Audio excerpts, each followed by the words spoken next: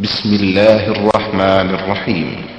ومن أحسن قولا ممن دعا إلى الله وعمل صالحا وقال إنني من المسلمين.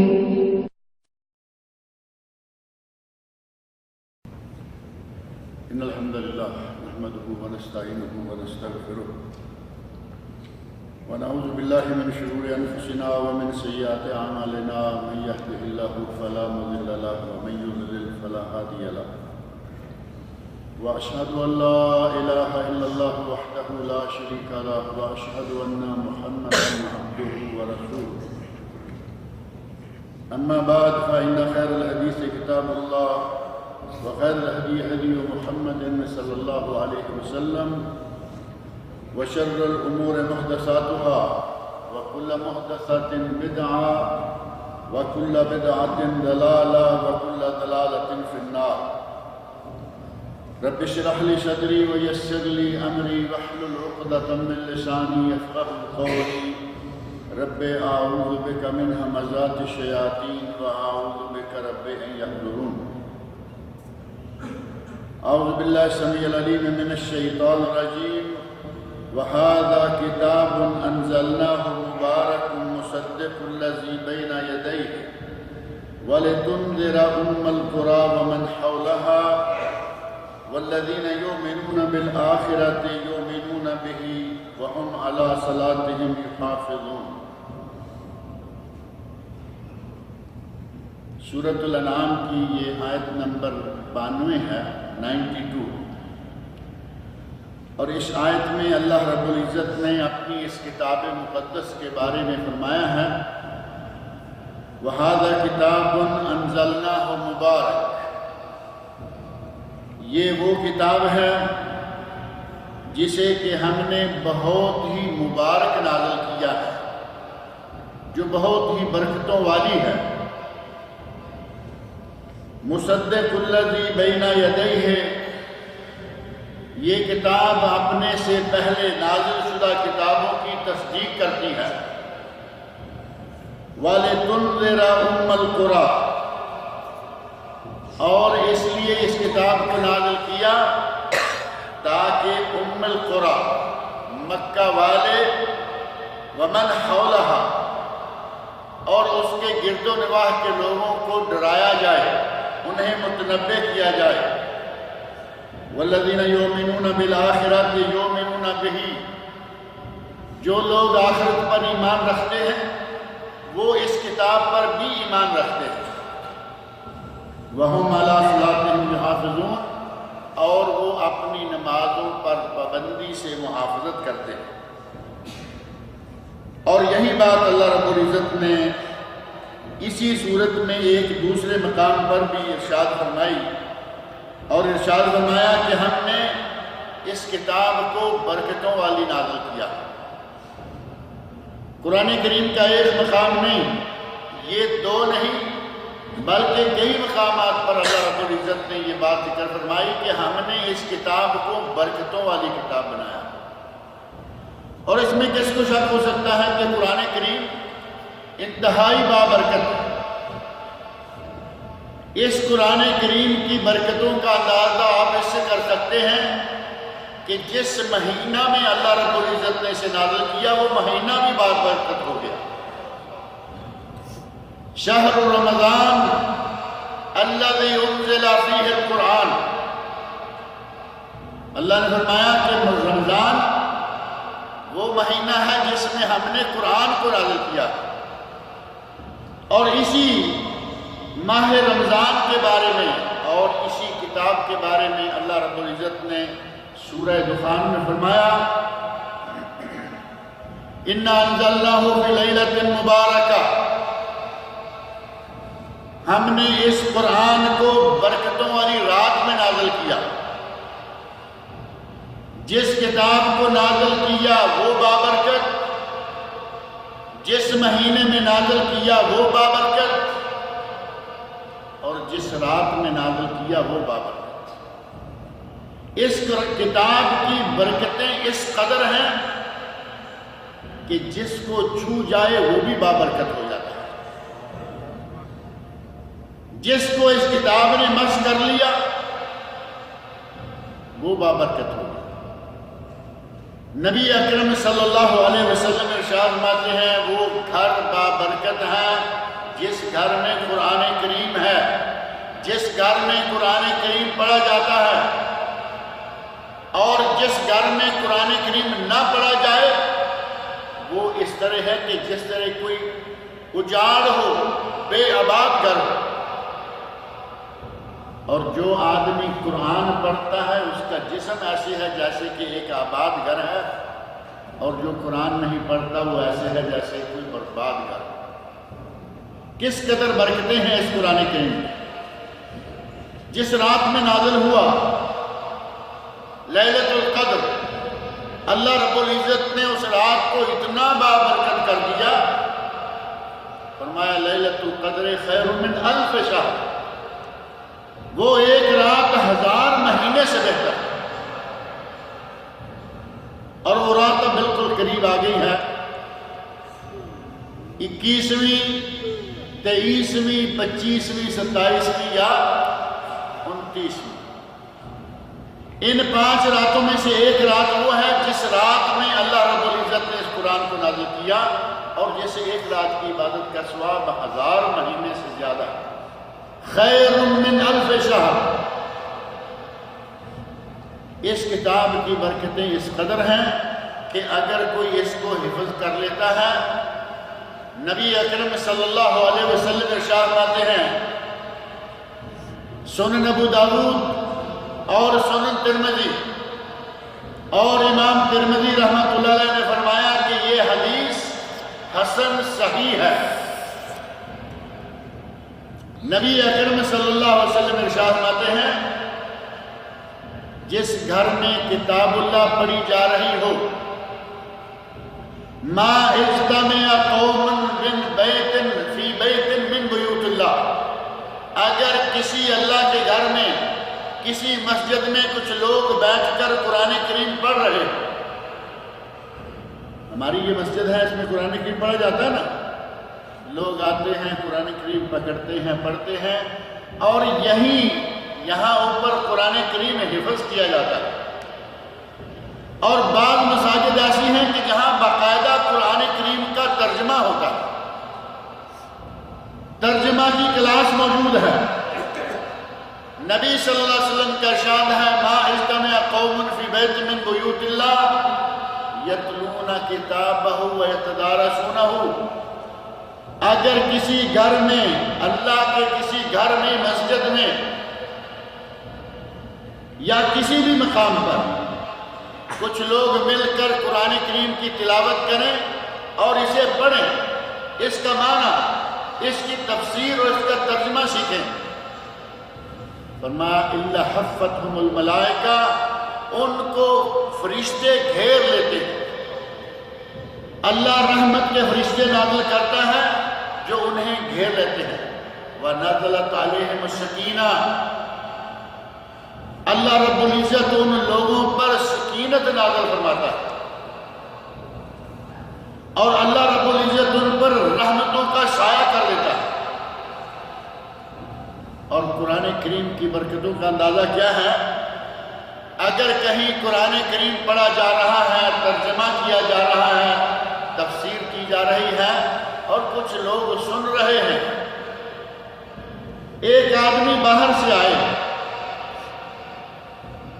وہ کسی کو بلانے کے لیے آ گیا، سننے کا کوئی پروگرام نہیں، بیٹھنے کا کوئی ارادہ نہیں، باہر سے کسی کو بلانے کے لیے آ گیا، دیکھا کہ وہ آدمی نظر نہیں آ رہا، کہیں بیٹھ گیا، اللہ رب العزت کہتا ہے کہ اسے بھی معاف کر دو۔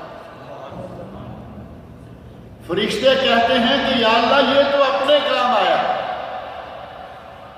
اللہ کہتا ہے کہ ان لوگوں کے ساتھ بیٹھنے والوں کو بھی میں نے معاف کیا۔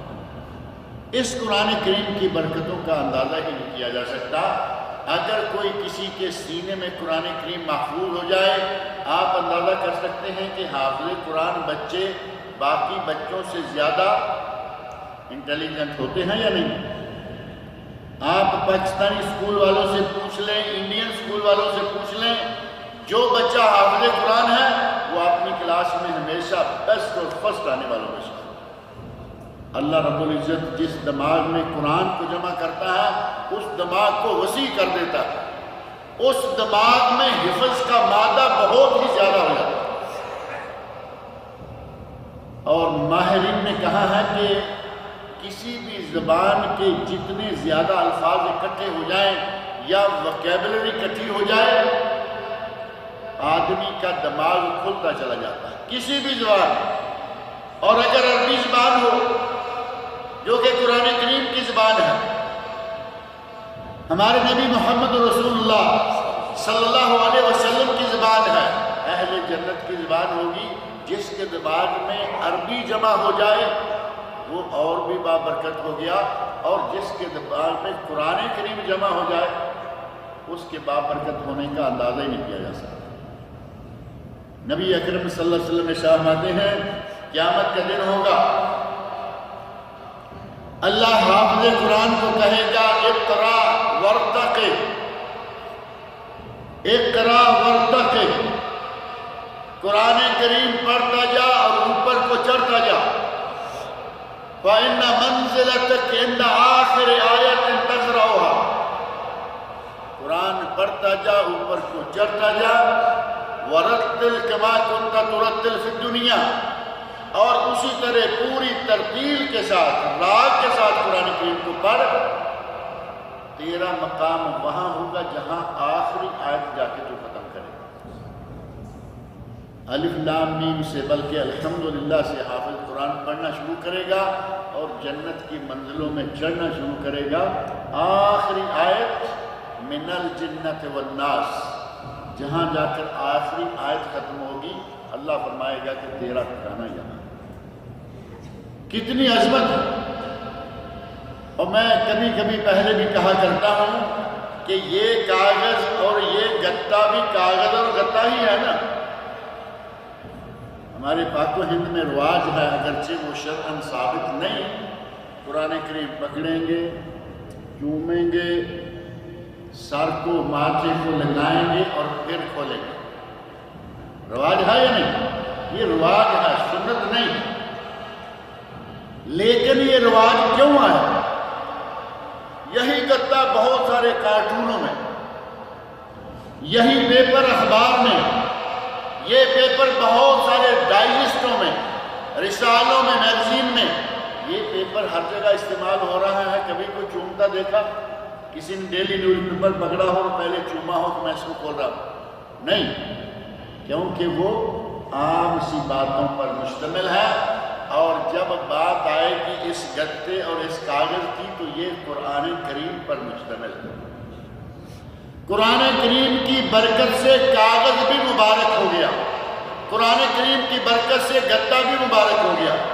بالکل اسی طرح ایک پتھر مسجد میں لگا ہوا ہے اور ایک پتھر سڑک پر لگا ہوا ہے، اوپر سے ہر کوئی گزر رہا ہے اور مسجد والا کوئی آدمی تھوکنے کو تیار نہیں، کیونکہ یہ مسجد ہے، اللہ کا گھر ہے۔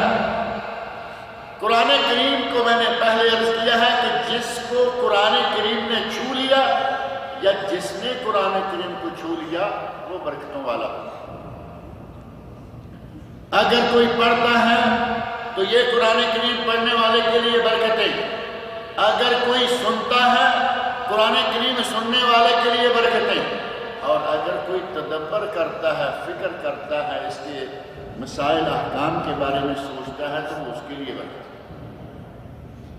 مدرس قرآن، دنیا میں بہت سارے وظیفے ہیں، کوئی انجینئر ہے، کوئی ڈاکٹر ہے، کوئی پروفیسر لیکچرار ہے، کوئی کچھ ہے، لیکن سب سے اشرف ترین وظیفہ کون سا ہے؟ معلم قرآن کا۔ اللہ رب العزت کے یہاں نبی اکرم صلی اللہ علیہ وسلم کے ارشاد کی روح سے سب سے اعلیٰ وظیفہ، سب سے اعلیٰ منصب قرآن کریم کی تعلیم دینے والے استاد ہیں۔ اور یہ بات صحیح بخاری شریف میں نبی اکرم صلی اللہ علیہ وسلم کے ارشادات میں ثابت۔ بخاری شریف کے الفاظ آپ سنتے رہتے ہیں، آپ کے علم میں ہوں گے۔ آپ ارشاد فرماتے ہیں خیرکم من تعلم القرآن وعلمہ، اے لوگو تم میں سے سب سے بہترین وہ ہے جو قرآن کریم پڑھتا ہے اور پڑھاتا ہے۔ سب سے اعلیٰ وظیفہ ہوا یا نہیں؟ سب سے عمدہ اور سب سے بالا منصب یہ ہے کہ آدمی قرآن کریم پڑھے یا پڑھے۔ اللہ رب العزت نے یہ کتاب اسی مہینے میں نازل کی، اس ماہ مبارک میں نازل کی، اور حضرت جبرائیل امین ہر سال ماہ رمضان میں نبی اکرم صلی اللہ علیہ وسلم پر نازل ہوتے اور نبی صلی اللہ علیہ وسلم کے ساتھ بیٹھ کر اس قرآن کریم کی تلاوت کیا کرتے۔ اس ماہ مبارک میں ہمیں چاہیے کہ قرآن کریم کو اپنے تابو سے اتار لیں۔ ہمارے یہاں سعودی عرب میں رہنے والوں میں یقیناً انقلاب ہے، ایک اچھا انقلاب موجود ہے، لوگ قرآن کریم پڑھتے ہیں۔ ہمارے پاک و ہند کے عالم آپ سب بھی جانتے ہیں، قرآن کریم کو کہیں اونچا رکھ دیا بے ادبی نہ، اور سارا سال بے ادبی سے بچاتے رہے، ہاتھ لگانے کی نوبت نہیں آتی، اس کو کھولنے کی نوبت نہیں آتی۔ رمضان المبارک میں حضرت جبرائیل امین نازل ہوتے، نبی صلی اللہ علیہ وسلم کے ساتھ بیٹھ کر قرآن کریم کا دور کرتے، جتنا قرآن کریم پہلے نازل ہو چکا ہوتا باقاعدہ نبی اکرم صلی اللہ علیہ وسلم کے ساتھ دور کیا جاتا۔ اور جس سال نبی صلی اللہ علیہ وسلم فوت ہوئے اس سال کے رمضان میں قرآن کریم کا 2 مرتبہ دور کیا گیا۔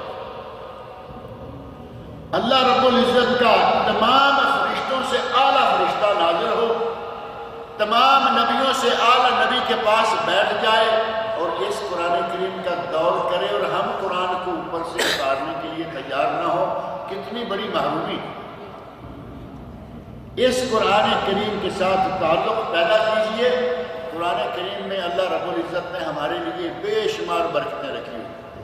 قرآن کریم شفا ہے، قرآن کریم گھروں کے لیے برکت ہے، قرآن کریم گھروں کے لیے اور گھر والوں کے لیے قلعہ کی حیثیت رکھتا ہے۔ نبی صلی اللہ علیہ وسلم ارشاد فرماتے ہیں کہ جس گھر میں قرآن پڑھا جا رہا ہو، شیطان جن اس گھر کے قریب بھی نہیں آتا۔ کتنی بڑی بات ہے، آج کے دور میں، موجودہ دور میں، اس گھر میں جن، اس گھر میں بھوت، اس گھر میں تعویذ، اس گھر میں ڈنڈے، طرح طرح مشکلات موجود ہیں۔ اور اگر قرآن کریم کی صحیح معنوں میں تلاوت کی جائے، نبی اکرم صلی اللہ علیہ وسلم کا ارشاد ہے جس گھر میں سورۃ البقرہ اور سورہ آل عمران 2 سورتیں پڑھی جائیں، لا یقربہ الشیطان، عام جن بھوت تو عام ہے، ان جن بھوتوں کا سردار بھی اس گھر کے قریب نہیں آ سکتا۔ اتنی برکتوں والا قرآن کریم ہے، یہ ہماری روح کے لیے غذا ہے۔ ہمارے لوگ روح کی غذا پتہ کس کو کہتے ہیں؟ اللہ رب العزت ان لوگوں کو ہدایت دے، ان کی لے میں آ کر ایک مولوی بھی کہہ گیا۔ پہلے تو آوارہ ذہن کے لوگ کہا کرتے تھے کہ موسیقی روح کی غذا ہے، اور آپ کے علم میں ہوگا کہ ایک مولوی بھی، مولانا لوگ کہتے تھے، وہ مولوی تھا یا نہیں؟ اس نے بھی اسی جھرمٹ میں جا کر یہی کہہ دیا کہ موسیقی روح کی غذا ہے، موسیقی روح کی تباہی کا باعث۔ نبی صلی اللہ علیہ وسلم کی حدیث میں قرآن کریم کے 4 مقامات پر اللہ رب العزت نے گانا و موسیقی کی مذمت فرمائی۔ قرآن کریم مذمت کرے، نبی اکرم صلی اللہ علیہ وسلم مذمت کرے، صحابہ کرام کے دسیوں بیانات موجود ہیں کہ موسیقی دل میں نفاق پیدا کرتی ہے۔ آدمی موسیقی زیادہ سننے والا آہستہ آہستہ منافق ہو جاتا ہے۔ اللہ اور اللہ کے رسول سے اس قسم کی باتیں ملیں، اور عام اور خاص، کبھی کبھی کوئی مولوی بھی یہ کہہ دے کہ موسیقی غذا ہے وہ انتہائی بھٹکا ہوا انسان ہے، راہ راست سے بہت ہی دور گزر چکا ہے۔ انسان کی روح کی غذا یہ کتاب اللہ ہے۔ روح کی بیماریوں کی شفا اس کتاب اللہ میں ہے، اور صرف روح کی بیماریوں، روحانی بیماریوں کی نہیں بلکہ جسمانی بیماریوں کی شفا بھی اس قرآن کریم میں موجود ہے۔ ایک دو نہیں کئی واقعات موجود ہیں کہ نبی اکرم صلی اللہ علیہ وسلم کے صحابہ آ رہے ہیں، دیکھا کہ ایک آدمی کو، لمبا واقعہ ہے، صحابہ کی ایک جماعت آ رہی تھی، ایک جگہ رکنے کے لیے انہوں نے کہا، جو اس گاؤں والے تھے یا ڈیرے والے تھے انہوں نے کہا کہ ہم تمہیں یہاں نہیں رکنے دیں، ہم نہیں جانتے تم کون ہو، یہاں سے آگے کہیں جا کے ڈیرا لگا۔ صحابہ آگے نکل گئے، جا کے ڈیرا لگایا، اور صحابہ کوئی ڈرنے والے تو تھے نہیں کہ یہاں ان گھر والوں کا ہمیں آسرا ملے گا، آگے جا کے ڈیرا لگا لیا۔ تھوڑی دیر گزری، اس قبیلے کے سردار کو سانپ یا بچھو نے ڈسا، بھاگے ہوئے گئے، اپنا علاج معالجہ کیا، وہاں پہنچے، صحابہ کرام کو کہتے ہیں کہ ہمارے سردار کو بچھو نے ڈس لیا ہے، یا سانپ نے ڈس لیا ہے، زہریلے کیڑے نے ڈس لیا ہے، اور ہمارا کوئی علاج معالجہ کام نہیں کر رہا، تمہارے پاس کوئی علاج ہو تو ہمارے سردار کا علاج کرو۔ صحابی کہتے ہیں کہ علاج کریں گے لیکن پہلے تمہارا علاج کریں گے۔ ہم نے تم سے ٹھکانہ مانگا، تم نے ٹھکانہ دینے سے انکار کیا، ہم نے کہا کہ گاؤں کے ساتھ صرف ڈیرا لگائیں گے، تم نے ہمیں بیٹھنے سے روک دیا، علاج ہم کریں گے لیکن اس کا معاوضہ لیں گے، فری میں علاج نہیں کریں گے۔ معاوضہ طے ہو گیا کہ اگر تمہارا سردار صحیح ہو جائے، بکریوں والا سردار تھا، بکریوں والا قبیلہ تھا، کہا کہ ہم 30 بکریاں لیں گے، 30 بکریاں۔ ہندوستان میں ہمارے ایک عالم ہیں، وہ دم کرتے ہیں، اور مجھے کئی لوگوں نے شکایت کی کہ وہ پیسے بہت لیتے ہیں، دم کرتے ہیں اور پیسے بہت لیتے ہیں، اور انہوں نے خود مولانا نے یہ بات کہی، انہوں نے کہا کہ ڈاکٹروں کو جا کے اتنے پیسے دیتے ہو، فائدہ ہو نہ ہو وہ پیسے لے لیتے ہیں، اور اگر میں پیسے لے لیتا ہوں تو کیا ہے، میں قرآن پڑھتا ہوں تو میں فائدہ ہو جاتا ہے۔ اور دلیل کے طور پر انہوں نے یہی حدیث پیش کی کہ ایک آدمی نے ایک آدمی کو دم کیا، 30 بکریاں لی، دم کر کے 30 بکریاں لی، دم کیا، اور دم کیا کیا، سورۃ الفاتحہ پڑھ کے اس کو دم کر دیا۔ اللہ رب العزت نے اس سردار کو بالکل تندرست کر دیا۔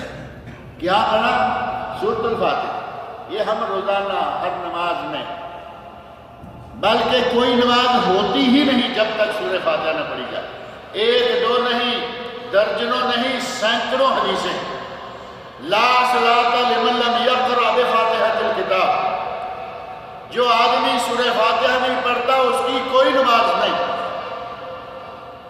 سورہ فاتحہ پڑھ کے دم کیا، بندہ ٹھیک ہو گیا، کہا لاؤ ہماری بکریاں لی اور چل دیے۔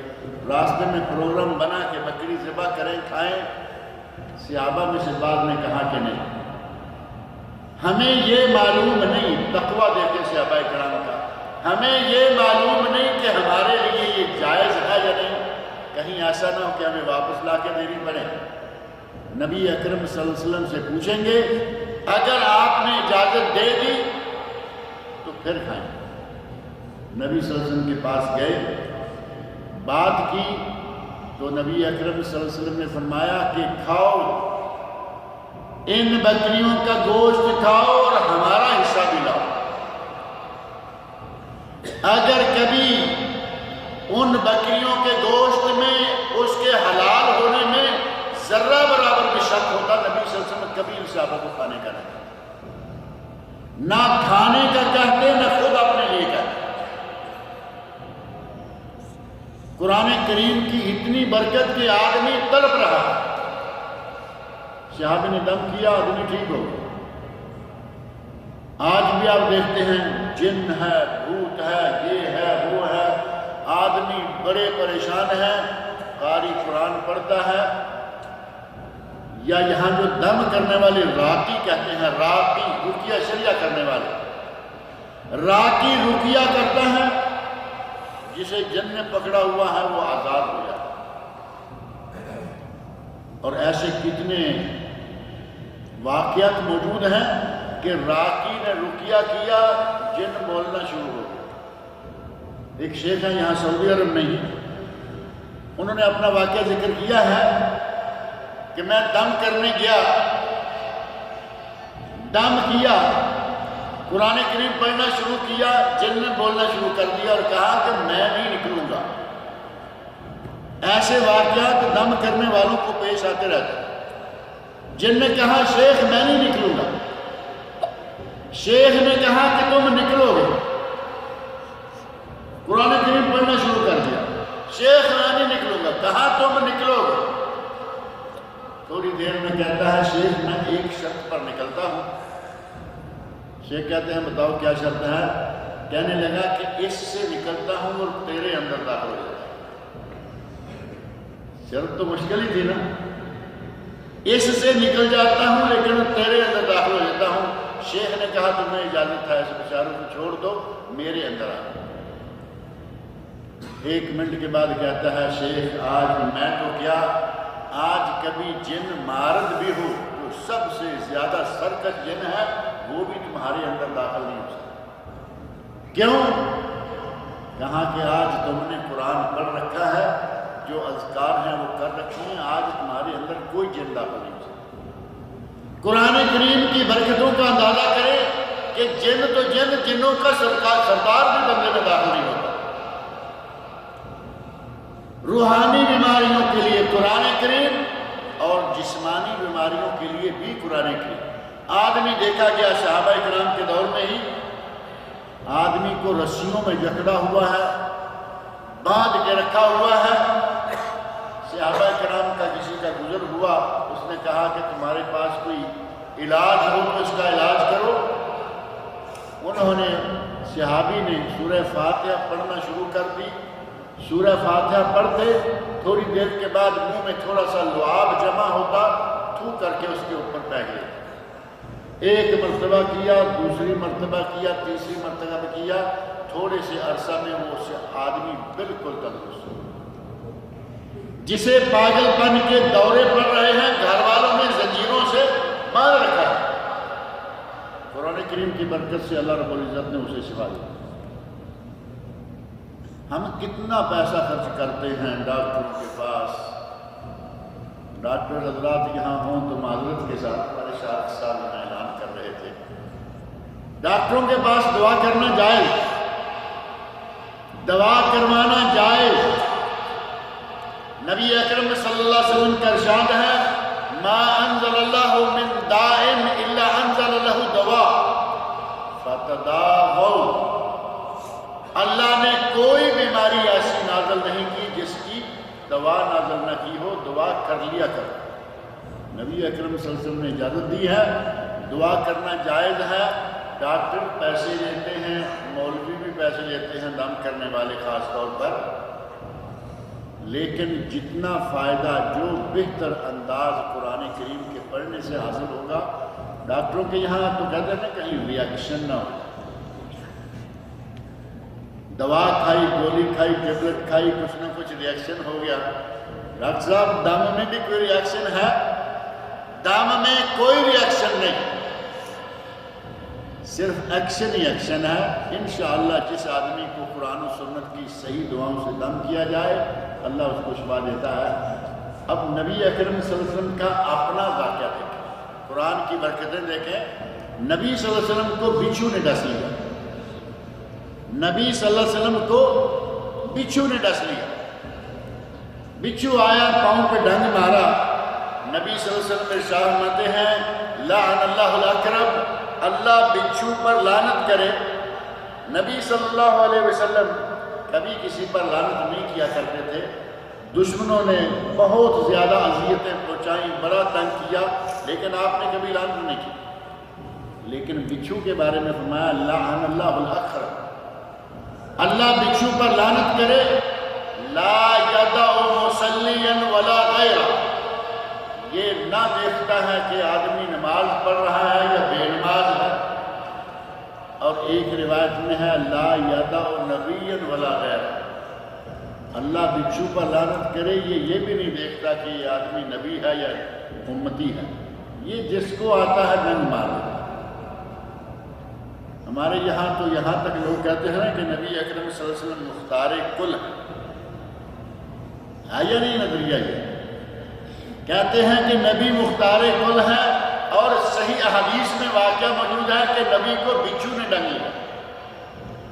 وہ کیا مختار کل ہوگا کہ بچھو نہیں ڈرا؟ وہ کیا مختار کل ہوگا کہ بچھو نے ڈنگ مار لیا؟ اور آپ نے فرمایا اللہ بچھو پر لعنت کرے، یا نہ نمازی دیکھتا ہے، نہ بے نماز، نہ نبی دیکھتا ہے، نہ امتی۔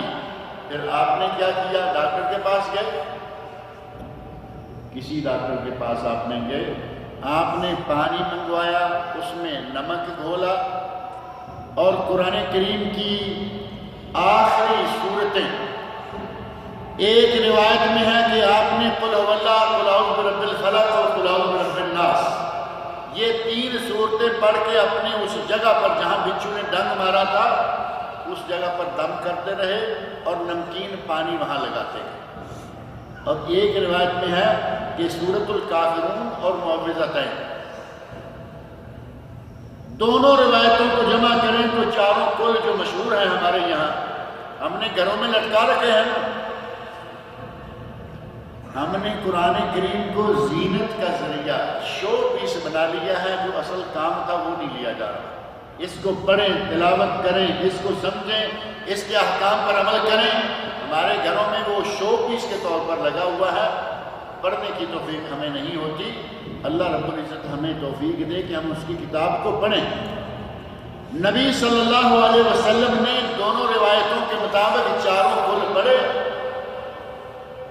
اس ڈنگ والی جگہ پر دم کرتے رہے اور نمکین پانی لگاتے رہے، تھوڑے ہی عرصے میں نبی اکرم صلی اللہ علیہ وسلم بالکل تندرست ہو گئے۔ قرآن کریم کی برکت حاصل ہوئی یا نہیں؟ اور قرآن کریم کی برکت دنیاوی مادی طور پر ویسے بھی موجود ہے۔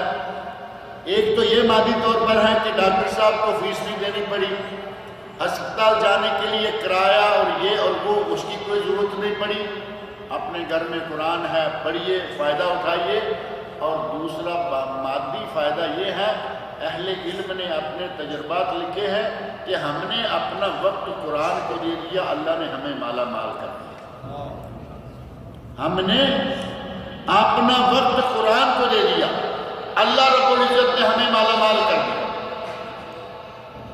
اور قرآن کریم کو اللہ رب العزت نے دیکھے آج سے 1400 سال پہلے نازل کیا، 1450 سال، آج تک اس کی ہر سال ہر مہینے کوئی نہ کوئی نئی سے نئی تفسیر سامنے آ رہی ہے۔ آپ نے کبھی سوچا ہے اس بات؟ اور ہر تفسیر میں کوئی نہ کوئی نئی بات ہو۔ آپ اس قرآن کریم کو غور کے ساتھ پڑھنا شروع کریں، آج قرآن کریم کو مکمل کریں، اور جو آپ نے سمجھا ہے اس کو کہیں نہ کہیں نوٹ لیتے جائیں۔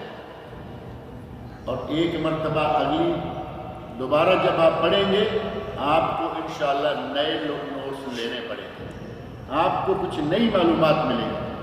1400 سال سے علماء کرام قرآن پڑھ رہے ہیں، تفسیر کی کتابیں لکھ رہے ہیں، کوئی تفسیر کسی دوسری سے مستغنی نہیں، لیکن نئے سے نئے معلومات، نئے سے نئے علوم جو ہیں اس قرآن کریم سے حاصل ہو رہے ہیں۔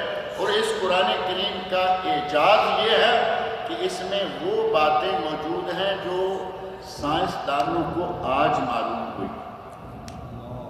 قرآن کریم 1450 سال پہلے نازل ہوا، لیکن اس میں وہ باتیں موجود ہیں جو آج لوگوں کو معلوم ہوئی۔ یہاں دمام میں ایک عرصہ پہلے 25-26 سال پہلے ایک کانفرنس ہوئی تھی۔ اس کانفرنس میں ساری دنیا کے ڈاکٹرز اکٹھے کیے گئے۔ ایک غیر مسلم ڈاکٹر آیا، اس نے تقریر کی، اس نے کہا کہ آج ہم میڈیکل والے آج ہم اس جگہ پہنچے ہیں جہاں قرآن 1450 سال پہلے پہنچ گیا تھا. ماں کے پیٹ میں بچے کے جو مختلف مدارج، نطفہ، مضغہ، علقہ، اس کے بعد لحم، اور اس کے بعد ہڈیاں، اور اس کے بعد جسم. فتبارک اللہ احسن الخالقین. وہ کہتا ہے کہ ہمیں اب یہ چیزیں معلوم ہوئی ہیں کہ یہ مختلف درجات جو ہیں انسان کی تخلیق کے وہ کیسے ہیں، اور قرآن کریم نے آج سے 1450 سال پہلے یہ مدارج ذکر کر رکھے ہیں. قرآن کریم نے یہ واقعہ بیان کیا، اور یہاں دمام کے اندر وہ کافر مسلمان ہو گئے. لوگ اس کو پڑھتے ہیں، اس کی ایجاد کو پڑھ کر مسلمان ہو رہے ہیں. اور ہماری اللہ رب العزت نے اتنی اچھی قسمت کی ہے کہ ہم پہلے مسلمان ہیں. ہم پہلے ہی باپ دادا سے مسلمان ہیں، وراثتاً مسلمان ہیں، موروثی مسلمان ہیں. اور موروثی مسلمان ہونے کا فائدہ بھی بہت ہے کہ ہم مسلمان ہیں، لیکن اس کا ایک نقصان بھی ہے. آپ دیکھیں جو آدمی نیا مسلمان ہوتا ہے وہ کتنی محنت کرتا ہے، دین سیکھتا ہے، دین پڑھتا ہے، قرآن سیکھتا ہے. ہر اعتبار سے وہ کوشش کرتا ہے کہ میں دین پہ چلوں. ہم چونکہ وراثتاً مسلمان ہیں، ہمیں کوئی تھوڑا دور دیکھے تو پہچان بھی نہیں سکتا کہ یہ مسلمان ہے بھی ہے. ہمارا کردار، ہمارا رنگ ڈھنگ، ہماری چال ڈال، ہمارا لباس پوشاک، ہماری شکل و صورت، یہ ساری چیزیں مسلمان ہونے کی کوئی دلیل نظر نہیں آتی الا ماشاء اللہ. اللہ رب العزت سے میری دعا ہے کہ اللہ ہمیں سارا سال اور بالخصوص اس ماہ رمضان المبارک میں قرآن کریم کے ساتھ تعلق جوڑنے کی توفیق عطا فرمائے. اللہ مجھے اور آپ سب کو اس کی زوردار طریقہ سے تلاوت کی توفیق عطا فرمائے. یہ بے شمار برکتوں والی اور اس کی برکتوں کے بہت سارے واقعات موجود ہیں. اللہ رب العزت ہمیں وہ برکتیں حاصل کرنے کی توفیق عطا فرمائے.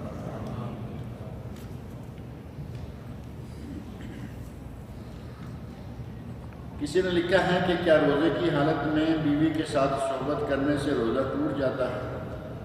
بتاؤ، یہ نیا مسئلہ آ گیا. بیوی کے ساتھ صحبت کرنے سے روزہ ٹوٹ جاتا ہے اور 60 روزے رکھنے پڑتے ہیں. صرف ٹوٹتا نہیں اور صرف کفارہ نہیں چاہیے، صرف قضا نہیں. اگر بیوی کے ساتھ صحبت کر کے روزہ توڑ لیا، صحابی آیا کہتا ہے ہلک تو یا رسول اللہ، اللہ کے رسول میں ہلاک ہو. کہاں کیا ہو؟ وقعت امرأتی فی نہار رمضان، میں رمضان کے دن میں اپنی بیوی سے مباشرت جمع کر بیٹھا. نبی اکرم صلی اللہ علیہ وسلم فرمایا غلام آزاد کر. کہتا ہے کہ میرے پاس غلام نہیں ہے. فرمایا 60 روزے مسلسل رکھو، مسلسل، شہرین متتابعین، درمیان میں چھٹی نہیں. کہتا ہے کہ یا رسول اللہ نہیں رکھ سکتا، 60 روزے نہیں رکھ سکتا. فرمایا 60 مسکینوں کو کھانا کھلاؤ. تو کہتا ہے کہ یا رسول اللہ میں تو غریب آدمی ہوں، میرے پاس تو 60 مسکینوں کو کھلانے کے لیے بھی کچھ بھی نہیں ہے. بات یہاں تک آئی، آپ خاموش ہو گئے، وہ بھی کہیں بیٹھ گیا. تھوڑی دیر میں کوئی آدمی آیا، اس نے ٹوکرا اٹھایا ہوا ہے بڑا سا کھجوروں کا، جس میں کم از کم 60 آدمیوں کے کھانے کے لیے کھجوریں موجود تھیں. کھجوریں دیکھ کر نبی اکرم صلی اللہ علیہ وسلم نے ارشاد فرمایا کہ وہ سائل کہاں ہے؟ وہ سائل جہاں بیٹھا ہوا تھا ٹوکرا بھی نظر آ رہا تھا، اور سائل کہاں ہے بات سمجھ میں آگے. کہا یا رسول اللہ میں یہ ہوں. آپ نے فرمایا آؤ یہ ٹوکرا لے جاؤ، جا کے مدینہ کے مسکینوں میں تقسیم کر دو. کہتا ہے یا رسول اللہ مدینہ میں مجھ سے بڑا مسکین کوئی ہے. نبی اکرم صلی اللہ علیہ وسلم مسکرانے لگے اور فرمایا جاؤ جا کے اپنے بچوں کو کھلاؤ، تمہارے بچوں کے لیے غذا بھی ہو جائے گی، تمہارے گناہ کا کفارہ بھی ہو جائے گا. رحمت للعالمین صلی اللہ علیہ وسلم.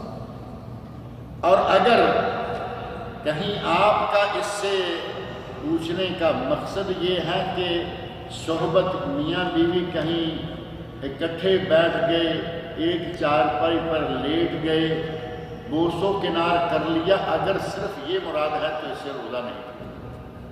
لیکن جوان آدمی کو احتیاط کرنی چاہیے۔ ایک حدیث میں ہے کہ ایک آدمی آیا، بوڑھا تھا، آ کے کہتا ہے یا رسول اللہ بیوی کا بوسہ کر لو روزے کی حالت میں تو روزہ ٹوٹ جائے گا۔ آپ نے فرمایا نہیں۔ دوسرے موقع پر ایک نوجوان آیا، کہتا ہے یا رسول اللہ بیوی کا بوسہ روزے کی حالت میں روزہ ٹوٹے گا؟ فرمایا ٹوٹ جائے گا۔ صحابہ نے پوچھا یا رسول اللہ ایک کو آپ نے کہا ٹوٹ جائے گا، ایک کو آپ نے کہا یہ بوڑھا آدمی ہے، یہ بوسہ کرے گا تو یہ کیا کرے گا؟ یہ نوجوان آدمی ہے، بوسہ کرے گا، آگے بڑھے گا، یہ 60 روزے گلے میں ڈال لے گا۔ اس لیے جوان آدمی کا چونکہ کنٹرول نہ کر سکنا متوقع ہوتا ہے، لہذا جوان آدمی کو پرہیز کرنا چاہیے، اور اگر کوئی بزرگ ہے وہ بوسو کنار کر لیتا ہے تو اس کا اس سے روزہ نہیں ٹوٹتا۔ حدیث میں موجود ہے، ام المؤمنین حضرت عائشہ رضی اللہ عنہا فرماتی ہیں کان نبی صلی اللہ علیہ وسلم یباشر وہو صائم، کان یقبل وہو صائم۔ نبی صلی اللہ علیہ وسلم اپنی بیویوں کا بوسہ لیتے، آپ روزے سے ہوتے، اپنی بیویوں کے ساتھ مباشرت یعنی صرف بوسو کنار کرتے اور آپ روزے سے ہوتے، لیکن ساتھ ہی فرماتی ہیں کان املککم لعربہ، نبی صلی اللہ علیہ وسلم اپنی خواہش کو دبانے کے سب سے بڑے مالک تھے، یعنی اپنے نفس پر جتنا کنٹرول نبی اکرم صلی اللہ علیہ وسلم کا تھا کسی اور کا نہیں ہو سکتا۔ لہذا جوان آدمی کو اسے گریز کرنا چاہیے، اور اگر کوئی بڑی عمر کا ہے تو اس کے لیے گنجائش ہے، روزہ نہیں ٹوٹتا۔ عمرہ کے لیے جا رہا ہوں، راہ کرم بال کٹوانے کے متعلق بتا دیں کہ کس حد تک کاٹا جائے، بالوں کو کس حد تک کاٹا جائے۔ ہمارے مسلمان بھائیوں کا آپ اندازہ کریں، حج کے لیے آئیں گے، مسئلہ پوچھیں گے کہ گنجا کروائیں یا تھوڑے کٹوائیں۔ عمرہ کے لیے جائیں گے، گنجا کروائیں گے تھوڑے سے کٹوائیں یا کم از کم کتنے کٹوا لیں۔ ایک تو وہ ہیں جو دیکھتے ہیں کہ 4 کینچی مارنے والے گئے، جی خوش ہو جاتا ہے، بال بھی بنے رہیں گے، حج بھی ہو گیا، عمرہ بھی ہو گیا، وہیں سے کینچی لگوائی اور یہ جا۔ میرے بھائی، جو آدمی اللہ کی راہ میں اپنے سر کے بال قربان نہیں کر سکتا وہ سر قربان کرے گا؟ اسلام تو ہم سے سر طلب کرتا رہتا ہے، موقع بموقع قربانی مانگتا ہے یا نہیں؟ اسلام ہم سے جان کی قربانی مانگتا ہے، اور بڑی معمولی بات ہے کہ سر کے اوپر کے بال قربان تو نہیں کرتا۔ دیکھیں سوال کیا ہے، اگر کوئی آدمی گنجا کرواتا ہے تو افضل ہے۔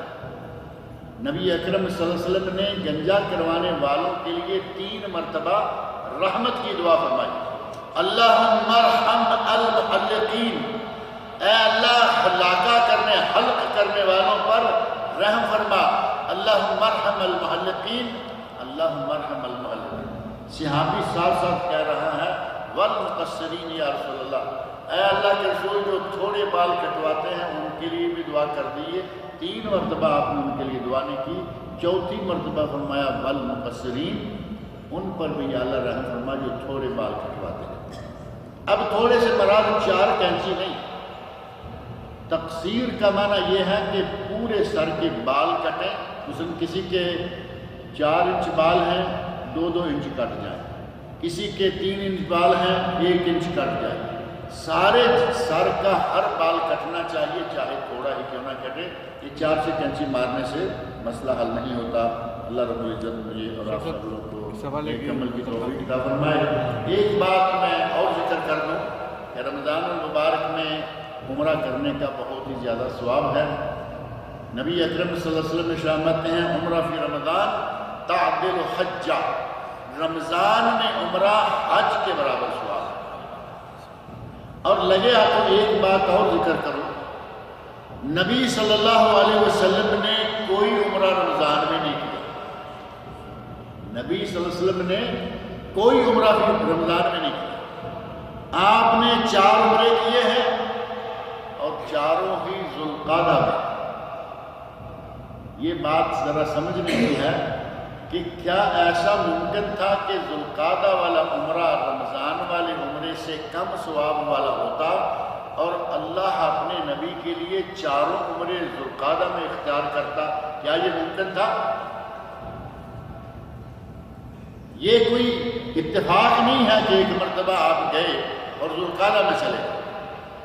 4 مرتبہ عمرہ کیا، چاروں ذوالقعدہ، تاریخ پڑھ کے دیکھیں۔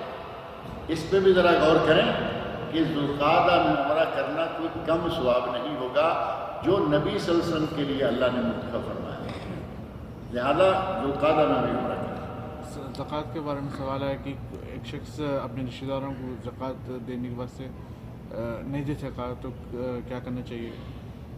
رشتہ داروں کو نہیں دے سکا؟ ہاں، کچھ بھی نہیں دے سکا، زکوٰۃ واسطے پہ آیا تھا۔ میں سمجھا نہیں سوال۔